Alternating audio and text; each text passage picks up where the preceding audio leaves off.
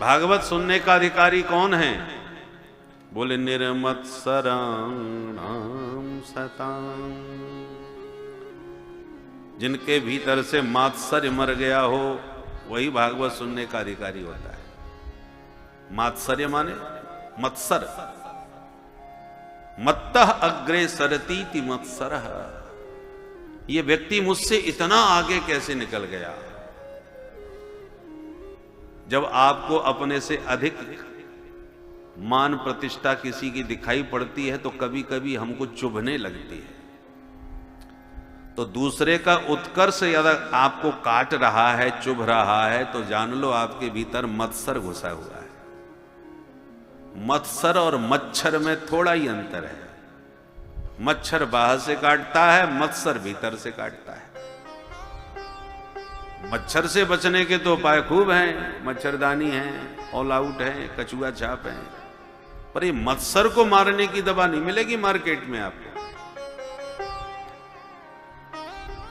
मच्छर मारने की दवा मिल सकती है, मत्सर मारने की दवा मार्केट में नहीं मिलेगी।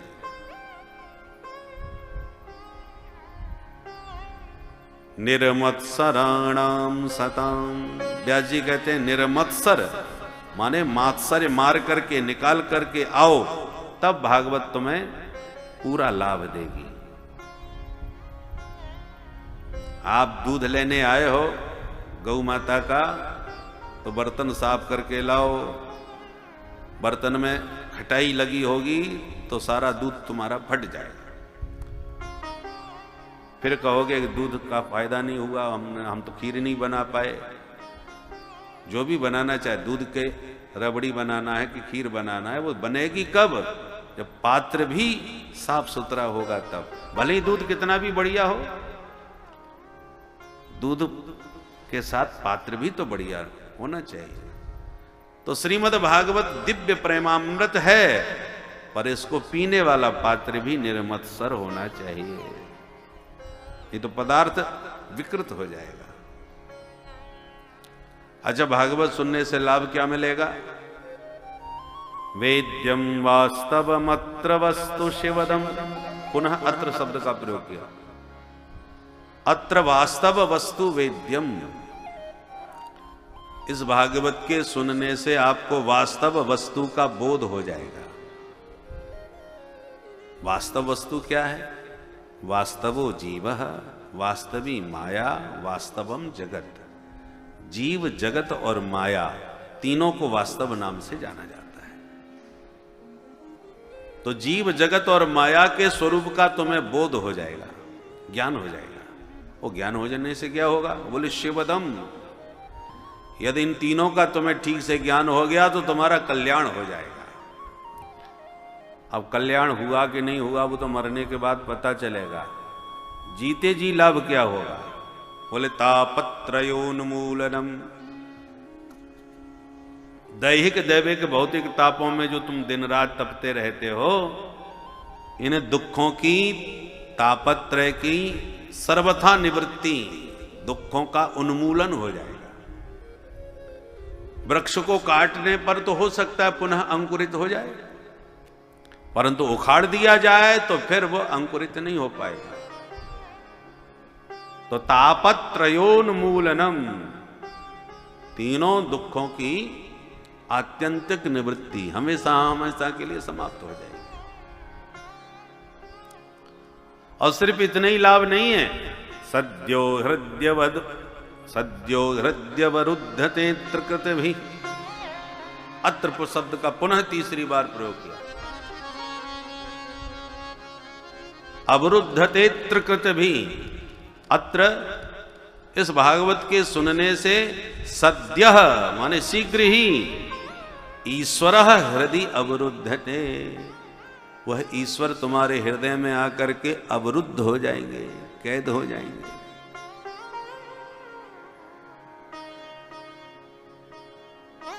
किंबाह पर ही ईश्वर, क्या इसके अतिरिक्त ऐसा कोई दूसरा ग्रंथ है जिसमें इतना चमत्कार हो?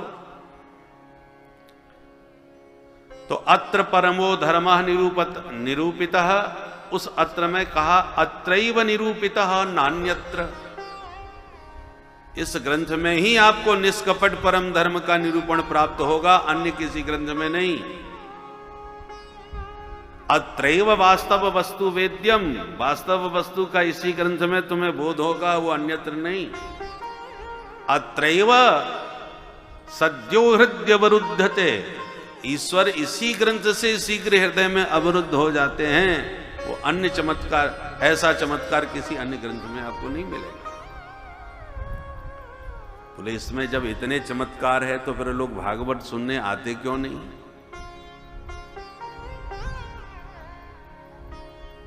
बोले शुश्रूष भी तत्क्षणा, आने की तो बात छोड़ दो, सुनने की इच्छा भर कर ले कि मुझे भागवत सुनना है, कि तत्क्षणा, सुनने की इच्छा करने के तत्क्षण ईश्वर हृदय में अवरुद्ध हो जाते हैं। जैसे आपने अमृतसर में बैठे बैठे कल्पना करी कि मुझे बिहारी जी के दर्शन करने हैं, तो आपने इच्छा प्रकट करी बिहारी जी के दर्शन की, तो इच्छा करते ही बिहारी जी तो आपके चित्त में आ गए, चिंतन में आ गए, विचार में आ गए।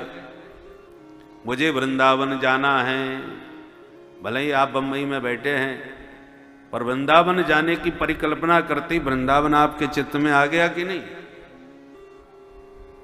ऐसे ही भागवत के श्रवण की इच्छा करते ही ईश्वर हृदय में आके अवरुद्ध हो जाते हैं।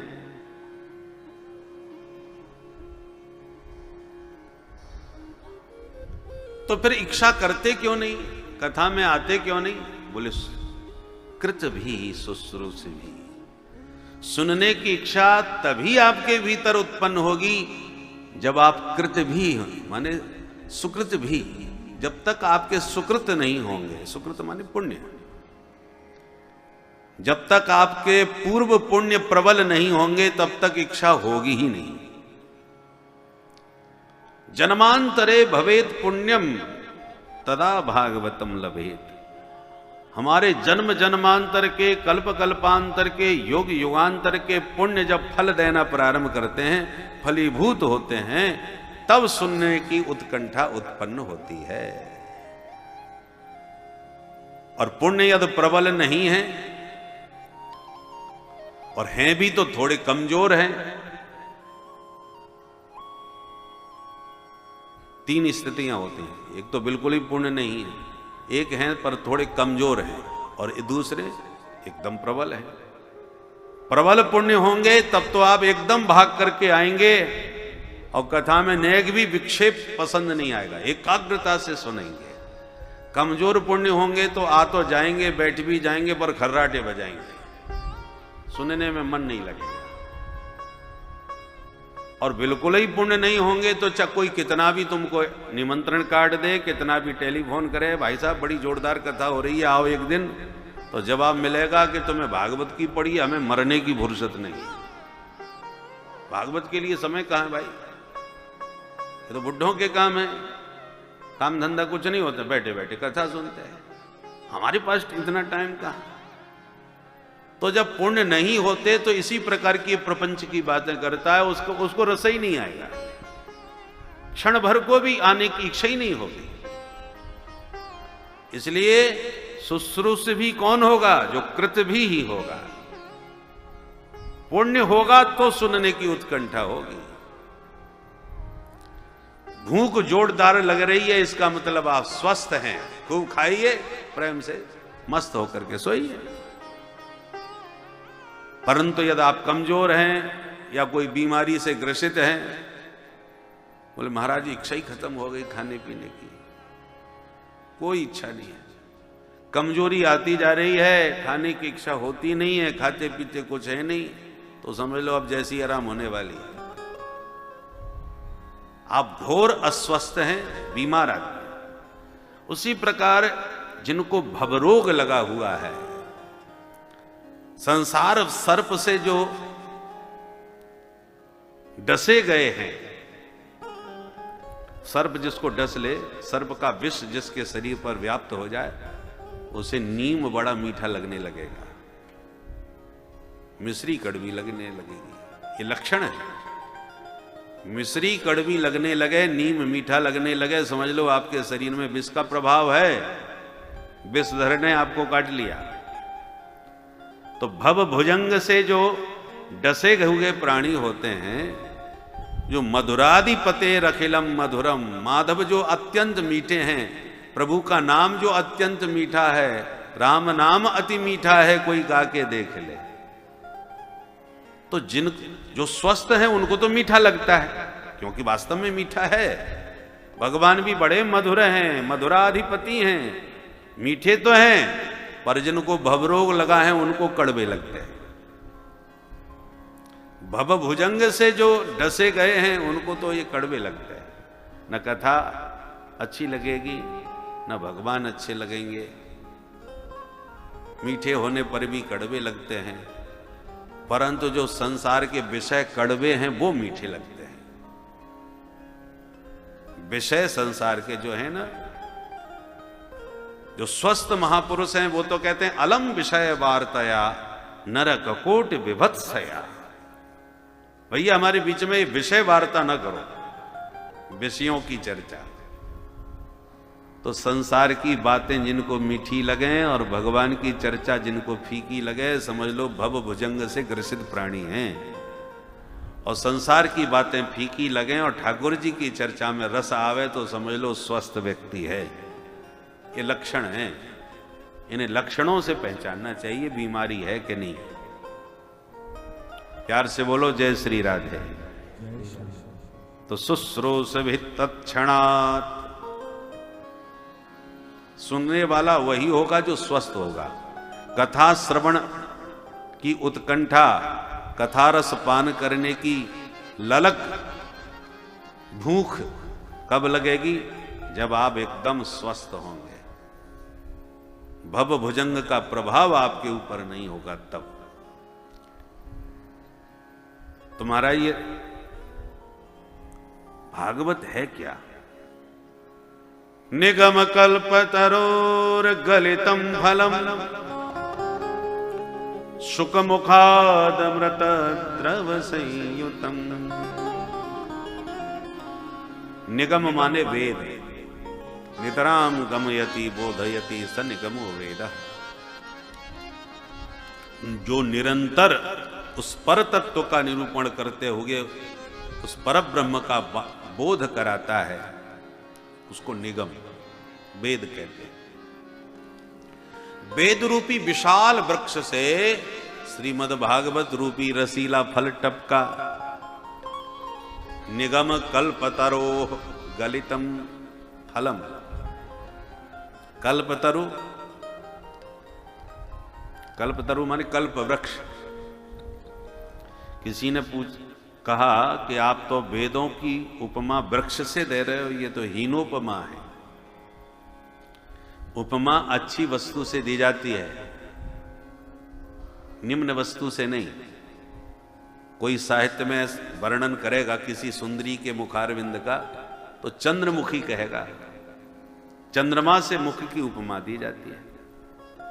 अब किसी सुंदरी की प्रशंसा में कोई कहे वाह तुम्हारे नेत्र तो बिल्कुल बिल्ली जैसे लग रहे हैं, या बंदरिया जैसा आपका मुखारबिंद है, ये कोई उपमा हुई भाई? या प्रशंसा कर रहे हैं कि निंदा कर रहे हैं? उपमा श्रेष्ठ वस्तु से दी जाती है, कनिष्ठ वस्तु से थोड़ी। तो आप वेद भगवान को वृक्ष की उपमा से अलंकृत कर रहे हैं। वृक्ष तो जड़ होता है। बोले नहीं नहीं, साधारण वृक्ष से उपमा थोड़ी दे रहे, कल्पतरो, कल्प वृक्ष सी उपमा दे रहे हैं। कल्पितम संकल्पितम राति ददाती इति कल्पतरु। कल्पतरु माने तुम्हारी कल्पित वस्तु को तत्काल जो तुम्हें प्रदान कर दे, दान कर दे, उसका नाम है कल्पतरु।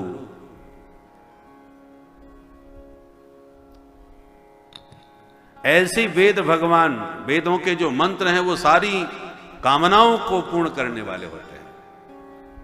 वेदों के मंत्रों की साधना करने से सकल मनोरथों की सिद्धि होती है। इसलिए कल्प वृक्ष से वेद की उपमा दी। निगम कल्पतरो, वेद रूपी कल्पतरुवर से गलितम फलम। एक रसीला फल टपक के नीचे गिरा। किसी ने कहा वेद की उच्च शाखा से निपतित यद परिपक्व फल है, तो एक तो फल पका हुआ और ऊपर बहुत ऊंची डाली से टपके है तो फूट जाएगा, उसका रस बिखर जाएगा, खंडित हो जाएगा। तो भागवत खंडित फल है? बोले नाना खंडित नहीं है, अखंडित है, फूटा हुआ नहीं है, साबुत है। बोले साबुत कैसे रहा? बोले इसलिए साबुत है क्योंकि गिरा तो बहुत ऊंचाई से है, पर डायरेक्ट नहीं गिरा, इनडायरेक्ट आया। एक डाली से दूसरी डाली पर यदि लुढ़कता लुढ़कता वृक्ष वो फल नीचे आवे तो नहीं फूटेगा। तो सबसे पहले भागवत रूपी फल श्रीमन नारायण के मुखार बिंद की डाली से टपका तो ब्रह्मा सृष्टिकर्ता विधाता की डाली पर आके अटका। पर ब्रह्मा की डाली से टपका तो नारद की शाखा पर अटका। फिर नारद की शाखा से टपका तो व्यास की शाखा पर लटका। फिर व्यास की शाखा से टपका तो सुख शाखा पर अटका। फिर सुख शाखा से टपका तो परीक्षित को निमित्त बना करके समस्त रसिकों को उपलब्ध हो गया। तो शिष्य प्रशिष्य शाखा पल्लव परपरया शनै शनै अखंड मेवावतीर्णम न तो उच्च निपातेन स्फुटितम। साबुत है, रसीला है, ऊंची डाली से गिरा है, फिर भी फूटा नहीं है।